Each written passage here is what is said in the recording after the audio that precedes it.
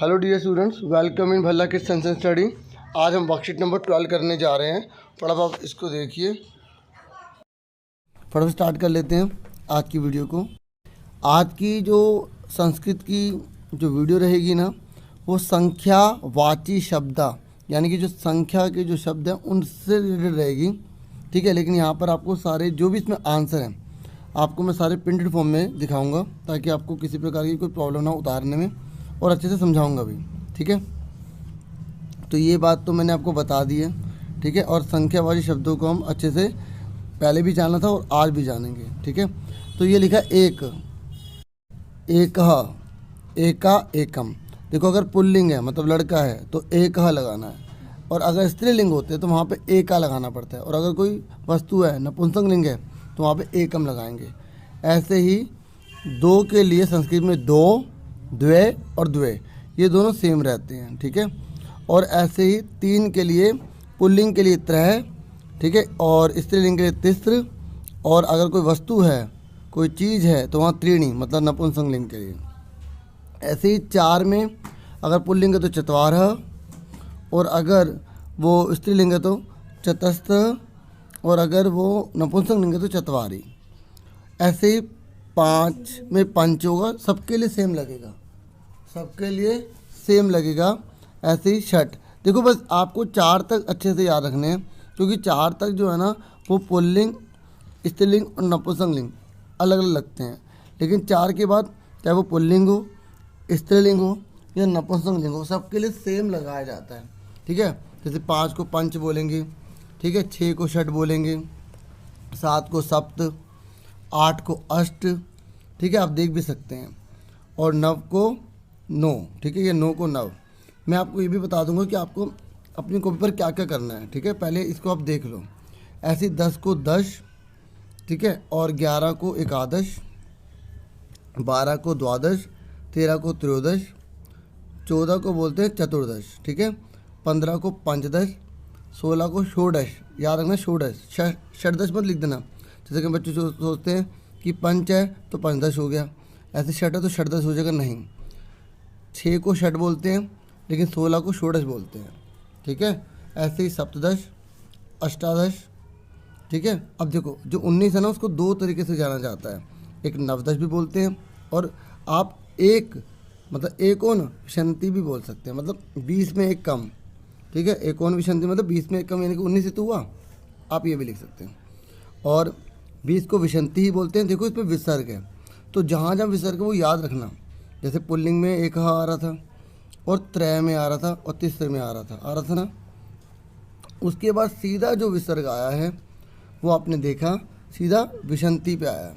ठीक है, उसके बाद सब में आ रहा है। ठीक है, देखो, एक विशंति मतलब 21, द्वाविशंति यानी कि 22, त्रयो विशंति यानी कि 23, फिर चतुर्विशंति 24, ठीक है, फिर पंच विशंति 25, और देखो यहाँ पर षोडश नहीं हुआ, यहाँ षड विशंति ही। देखो, जो 6 था ना वो षड था, और यहाँ पर जब हम 26 लिख रहे हैं तो षड विशंति है। ठीक है, आ रहा समझ में? आपको 50 तक गिनती अच्छे से आनी चाहिए। सप्त विशंति, अष्ट विशंति, ऐसे ही नव विशंति, और मैंने अभी आपको बताया था जैसे 19 को लिखते हैं ना नवदश, और एकोन विशंति, ऐसे ही अच्छा जो 19 है उस पर भी विसर्ग है, ये भी आप याद रखेंगे। ठीक है, और उसके बाद यहाँ पर जो एकोन त्रिशत है ना, इस पर विसर्ग नहीं है, और जो 29 है, ठीक है, जैसे नव विशंति का इस पर विसर्ग लगाना है। अब देखिए विसर्ग नहीं आ रहा। अब देखो 30 को क्या बोलते हैं, 30 को बोलते हैं त्रिशत। ठीक है, उसके बाद एका त्रिंशत, फिर द्वा त्रिंशत, फिर त्रय त्रिंशत, फिर चतुस्त्रिंशत, फिर पंच त्रिंशत। ठीक है, ऐसे ही षट त्रिंशत, फिर उसके बाद है सप्त त्रिंशत, अष्ट त्रिंशत, नव त्रिंशत। वही देखो, हर बार जब भी आप देख रहे हो कि 19 आ रहा था तो हम दो नाम बोल रहे थे, दोनों में से कोई भी एक लिख सकते हैं। ऐसे 29 आ रहा था तो उसमें भी हम दो लिख रहे थे। ऐसे ही 39 है तो इसमें देखो नवत्रिंशत या एकोन चत्वारिंशत, बताया था ना, 40 में एक कम। ठीक है, इस तरीके से लिख सकते हैं। उसके बाद चत्वारिंशत हो गया मतलब 40, उसके बाद क्या हो गया एक है चत्वारिंशत, फिर उसके बाद द्वा चत्वारिंशत, ठीक है, उसके बाद हो गया त्रय चत्वारिंशत, ठीक है, फिर चतुर्थ चत्वारिंशत, फिर पंच चत्वारिंशत, फिर षट चत्वारिंशत, सप्तचत्वारिंशत मतलब 47। ऐसी अष्टचत्वारिंशत, ठीक है, मैथ में भी लिखा हुआ है, आप आराम से समझ सकते हैं, है ना। उसके बाद नवचत्वारिंशत, वही एक दो तरीके से नाम होते हैं इसके। ऐसे एकोन पंचाशत, यानी कि 50 मतलब 50, ठीक है, समझ में आ गया आप सबको। तो ये 50 तक गिनती थी। अब देखिए आपको कॉपी पर क्या क्या करना है। पहले मैं क्वेश्चन दिखाता हूँ, आंसर भी दिखाता हूँ। आपको कॉपी पर ये अभ्यास लिखा है, तो आपको सबसे पहला क्वेश्चन नंबर डाल देना है 1, ये लिखना है, ठीक है। अब आप पिक्चर तो बना नहीं पाएंगे, ठीक है, तो आप जो है अगर बना पाए तो अच्छी बात है, नहीं तो number 1, number 2, number 3, number 4, number 5, number 6 लिख के उसके आगे गिनती गिनते लिख देना, ठीक है। अगर आप पिक्चर बना के नाम गिनती लिखेंगे तो वो भी अच्छी बात है। अभी आंसर आपको दिखाऊंगा, पहले बता रहा हूँ कि आपको कॉपर करना क्या क्या। तो पहला ये करना है, ठीक है। उसके बाद जो है दूसरा क्वेश्चन ये आपको करना है, इसमें क्या आपको टाइम बताना है। क्या बताना है? टाइम, ठीक है। अभी पहले देख लो क्वेश्चन कौन कौन से, फिर आंसर दिखाते हैं। फिर तीसरे नंबर पर आपको ये दे रखा है, इसको देख के आपको ये सारे भरने हैं। फिर चौथे नंबर पर आपको 1 से लेकर 50 तक गिनती लिखनी है, जो अभी हमने यहाँ देखी थी, ठीक है। तो आपके टोटल 4 क्वेश्चन हैं, ठीक है। तो आपने देख लिया कौन कौन से क्वेश्चन आपको कॉपी करने हैं। अब फटाफट जो है ना हम एक एक करके क्वेश्चन करते हैं। सबसे पहला क्वेश्चन हमें ये बोला गया है कि आप इनको गिनो और बताओ ये कितना लिखा है, ठीक है। अब आप फटाफट इसको गिने, ठीक है, और मैं अब आपको आंसर दिखाता हूँ, ठीक है। आप फटाफट गिन के ना फटाफट देख लें क्या होगा, यहाँ से आराम से देख लें क्या होगा, ठीक है। और फिर इसके बाद अपने आंसर मैच करना। आंसर देखिए फटाफट। देखिए आपको पहला क्वेश्चन में जो अभी आपको चित्र दिखाया था उसको आपको संख्या में लिखना है। तो यहाँ पर आप आंसर देख सकते हैं, जैसे घड़े कितने थे 18, ठीक है, और आम कितने हैं 1 विशंति, ठीक है। उसके बाद जो है आपको जो है गेंद बतानी थी, तो गेंद कितनी है 5, ठीक है, कोई चीज़ आगे पीछे हो सकती है, ठीक है। और मोमबत्ती कितनी है 63, ठीक है। उसके बाद आपको कैंची बतानी थी, चतुर्विशंति मतलब 24, ठीक है, और 63 मतलब होता है 36, ठीक है, और 5 मतलब 15। ऐसे ही आपको जो है पत्ते बताने थे, पत्ते कितने हैं, तो ये 63 यानी कि 33, ठीक है। तो ये आप आराम से यहाँ से नोट कर सकते हैं। उसके बाद हम बढ़ जाते हैं सेकंड क्वेश्चन पर। तो सेकंड क्वेश्चन में आपको टाइम बताया गया है, तो पहले क्वेश्चन दिखाता हूँ फिर आंसर दिखाऊंगा। देखिए जो ये टाइम है ना, तो मैं आपको टाइम बता दूँ, अगर यहाँ पे 30 लिखा आता है तो आपको सार्ध लिखना होता है। क्या लिखना होता है? सार्ध, ठीक है। और अभी आप में केवल 30 का ही बताया गया है। अगर 30 लिखा आता है तो उसके आगे सार्ध मतलब होता है आधा, ठीक है। और अगर यहाँ 15 लिखा होता तो हम जो है सपाद लिख देते। क्या लिख देते? सपाद। और अगर यहाँ पर 45 लिखा होता तो हम पादोन लिखते। बस एक बात याद रखना, जैसे हिंदी में हम 4:45 बोलेंगे तो हम पादोन पंचवादनम बोलेंगे, ठीक है। जैसे हिंदी में बोलते हैं ना, तो पौने आ जाए ना, पौने मतलब 45 लिखा तो आपको जो है पादोन लिखना है, ठीक है। इस बात को आप ध्यान में रखेंगे, ठीक है। जैसे अब कई बच्चे नहीं सोच लेते, जैसे 4:45 लिखा हुआ आ गया तो वो सोच लेते हैं कि अब हमें कैसे लिखना होगा, हमें पादोन चतुर्वादम लिखना होगा। बच्चों अगर आपने पादोन चतुर्वादम लिख दिया ना तो उसको 4:45 कहेंगे। आप इसको अगर हिंदी में बोलोगे तो क्या बोलोगे? 4:45 को 4:45 बोलोगे ना, तो आपको 4:45 लिखने हैं, मतलब पादोन पंचवादनम, मतलब 5 बजने में 15 मिनट अभी हैं। समझ में आ गई? ये तो मैंने थोड़ा एक्स्ट्रा बता दिया।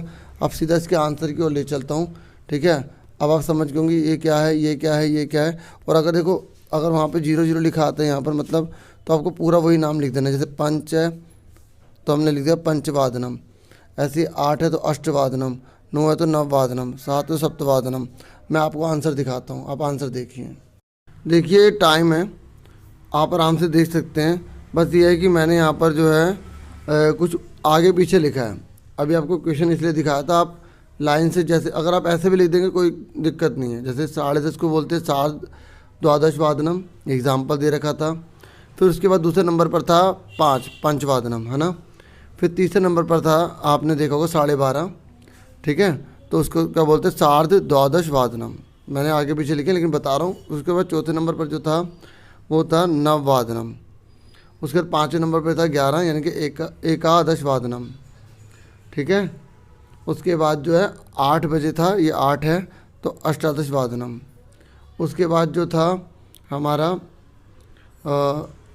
यहाँ पे एक चीज़ छूट गई है, 6:30, ठीक है। तो आप उसको जो है लिख लेंगे अपने आप क्या बोलते हैं उसको, सार्ध, मैं 6:30 का बता रहा हूँ, सार्ध षटवादनम, षटवादनम। ठीक है, मैं एक बार साफ से लिख देता हूँ आपको। तो अभी पहले आप 1:30 बजे का देख लो, सार्ध एकवादनम। ठीक है, अब मैं आपको 6:30 का दिखा देता हूँ एक बार। देखिए मैंने आंसर लिख दिया, 6:30 को सार्ध षटवादनम। ठीक है, अब उसके बाद हम अगला क्वेश्चन करते हैं। अगला क्वेश्चन जो है वो है हमें रिक्त स्थान दे रखे हैं, यहाँ पर हमको इसमें से देखकर भरना है। ठीक है, तो मैं आपको इसके ऊपर ही नंबर डाल देता हूँ, आप इसमें आराम से भर लेना। बाकी मैं आपको आंसर भी दिखा दूंगा, मैंने उसको भी करा हुआ था। ठीक है, देखिए जो भी मैंने आपको क्वेश्चन दिखाया था, क्वेश्चन वहीं से नोट करना, आंसर आप यहाँ से देख सकते हैं, क्योंकि ये आगे पीछे मैंने लिख दिया है। देखो पहले का है, फिर खा, फिर नीचे से गा घा ड़ा। क्वेश्चन आपको पीछे से देख लेने हैं, फिर आंसर आप भर सकते हैं। बाकी मैं आपको आंसर भी जो है उसमें लिख के दे देता हूँ। ठीक है, आप ये आराम से नोट कर सकते हैं जो आपके आंसर हैं। ठीक है डियर स्टूडेंट्स, तो बहुत इजी है। तो जैसे यहाँ बोला गया है कि कितनी ऋतु होती हैं, तो सिंपल सी बात है 6 ऋतु होती हैं। और कितने महीने होते हैं, फिर आपसे पूछा गया तो आप बताओ कि 12 महीने होते हैं। फिर आपने बोला कि हमारे शरीर में कितने हाथ होते हैं। ठीक है, गा को देखो। ठीक है, तो कितने हाथ होते हैं हमारे शरीर में, 2 हाथ होते हैं। उसके बाद बोला गया फरवरी के जो महीने में कितने दिन होते हैं, 28 दिन होते हैं, है ना। उसके बाद जो है हमसे पूछा गया है कि एक महीने में कितने दिन हो सकते हैं, या तो 30 हो सकते हैं, ठीक है, यानी कि 63, या 31 मतलब 31 हो सकते हैं। ठीक है, तो ये मैंने आपको बता दिया। एक बार आपको क्वेश्चन भी दिखा देता हूँ दोबारा से, उसमें भी बता देता हूँ। आप यहाँ से भी भर सकते हैं, मैंने ये आंसर यहाँ पे लगा दिए हैं। ठीक है, तो यहाँ पे जैसे पहले में कितनी ऋतु होती है, 6 ऋतु होती हैं।